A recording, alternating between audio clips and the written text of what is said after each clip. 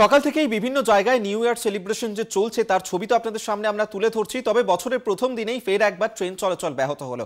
Howrah Tarakeswar root, সেখানে train চলাচল ব্যাহত হয়েছে। যেমনটা জানা যাচ্ছে, শেওড়াফুলি স্টেশনের কাছে পাওয়ার ব্লক করা হয়েছে, যার কারণেই ট্রেন চলাচল বন্ধ, যার কারণে বেজায় সমস্যায় পড়তে হচ্ছে আজকে বিভিন্ন জায়গায় যারা ঘুরতে যাচ্ছেন বছরের প্রথম দিনে।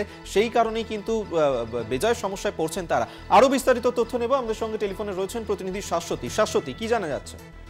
দেখো, হাওড়া তারকেশ্বর রুটে সকাল থেকে ট্রেন পরিষেবা বিঘ্নিত রয়েছে। সেখানে পাওয়ার ফুলির কাছে একটি পাওয়ার পয়েন্টের সমস্যা দেখা যায় এবং যার জেরে কিন্তু বিঘ্নিত ট্রেন পরিষেবা।